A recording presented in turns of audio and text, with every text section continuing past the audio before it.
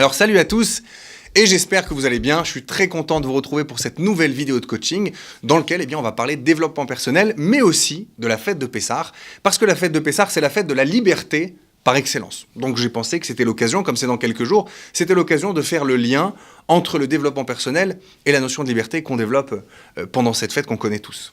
La semaine dernière, j'étais avec un copain. Il m'a posé la question, il m'a dit « Mais pour toi, c'est quoi Pessah ?» C'est vrai que chaque année, on répète les mêmes choses à Pessah, on passe la même soirée, on relit la même Haggadah, on consomme les mêmes matzot, et donc finalement, est-ce qu'on n'a pas l'impression de tourner un petit peu en rond ? Et je lui ai répondu que pour moi, Pessah, c'était deux choses. La première, c'était Chag HaEmuna, c'est la fête de la Emouna qu'on pourrait traduire par la foi, par la croyance, mais que je préfère pour ma part traduire comme le lien à ce qui est transcendant, à ce qui est au-dessus de moi, le lien avec le divin, on pourrait dire ma spiritualité, et Chag HaCherut, la fête de la liberté. La fête de la liberté par excellence, c'est Pessah. C'est la fête de l'épanouissement personnel, c'est celle qui nous permet de sortir de nos Metzarim. Vous savez que Mitzraïm, l'Égypte, s'écrit aussi Metzarim. Metzarim, c'est les limites, sortir de nos limites, de nos étroitesses, de nos petitesses, pour finalement passer au niveau supérieur. Et en réalité, les deux s'articulent entre eux.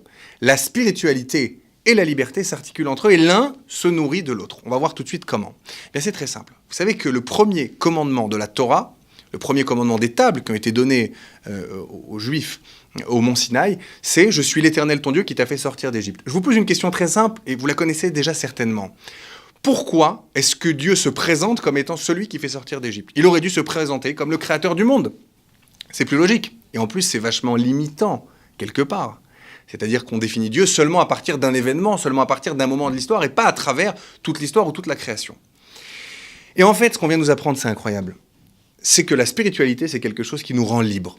Le rapport à Dieu, le rapport à Anochi Hashem, c'est celui qui nous fait sortir d'Égypte. Je sors d'Égypte si j'ai un rapport véritable, authentique, avec ma spiritualité, avec le divin, avec Dieu. Très concrètement, qu'est-ce que ça veut dire ?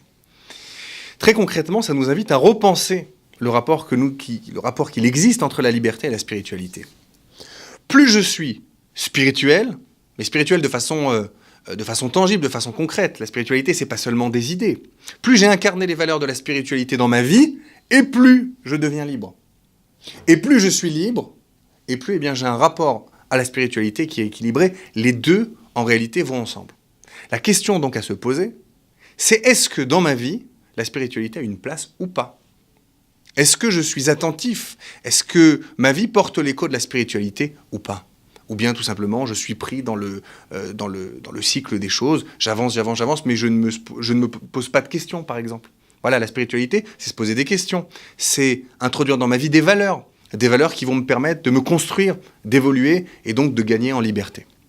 Ça, c'est la première question. La deuxième question à se poser, c'est si j'ai déjà un rapport à la spiritualité, si je pratique, par exemple, est-ce que cette pratique est une pratique qui me fait grandir, qui révèle le meilleur de moi-même, ou bien est-ce que c'est quelque chose qui m'enferme, qui m'emprisonne, et auquel cas, je n'ai pas...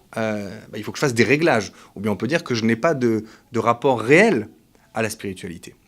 Voilà, je nous invite à réfléchir à ces deux grands axes, qui sont celui de la spiritualité et celui de la liberté, savoir que les deux ne sont pas contradictoires, mais au contraire, qu'ils sont ô combien complémentaires. Et je terminerai par une chose, vous savez que en hébreu, chorin, ça veut dire l'homme libre, mais si vous prenez les lettres de chorin, c'est aussi rouchani. C'est la spiritualité. La spiritualité et la liberté s'articulent ensemble. Pessah nous invite à repenser le rapport qu'il existe entre ces deux choses.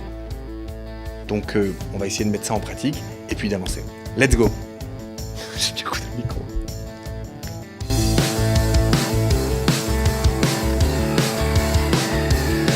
Let's go!